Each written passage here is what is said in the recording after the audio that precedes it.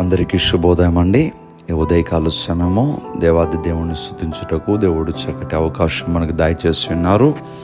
ఈరోజు దేవుడు మన కొరకు సిద్ధపరిచిన వాక్యమును చదువుకుందాం. నేను యెహోవా యందు ఆనందించెదను. ప్రియ దేవుని బిడ్డలారా, ఈ లోకములో ఎక్కడ కూడా ఆనందం అనేది మనకి కలగదు. ఒకవేళ కలిగినట్టు ఉన్నప్పటికీ అది తాత్కాలికం మాత్రమే. అందుకనే దేవుని వాక్యం మనతో మాట్లాడుతూ ఉంది, నేను యెహోవా యందు ఆనందించెదను.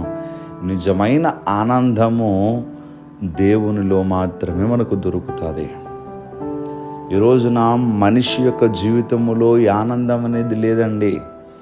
కానీ ఈ ఆనందాన్ని దయచేయగలిగినటువంటి దేవుడు ఆయనే గనుక ఆయన యందు మనమందరము ఆనందించదము గాక. దయచేసి చిన్న ప్రార్థన చేసుకుందాం. సర్వాధికారి అయిన దేవా, మీకు వందనములు. ఈరోజు నీ బిడ్డలు వారు పనులు ప్రారంభిస్తూ ఉంటుండగా నీ బిడ్డల పనులకు మీరు తోడుగా ఉండి దీవించండి, ఆశీర్వదించండి. వారి ప్రయాణములకు, వారి ఉద్యోగములకు, వారి వ్యాపారములకు మీ సహాయము దయచేసి విదేశాల్లో ఉన్నటువంటి బిడ్డలను మీ బలముతో, మీ శక్తితో నింపి నడిపించమని, ఈ రోజంతా నీ బిడ్డలు చేపట్టుకుని మీరు నడిపించమని యేసుక్రీస్తు వారి యొక్క నామం పేరట అడిగి వేడుకుంటూ ఉన్నాం మా పరమ తండ్రి.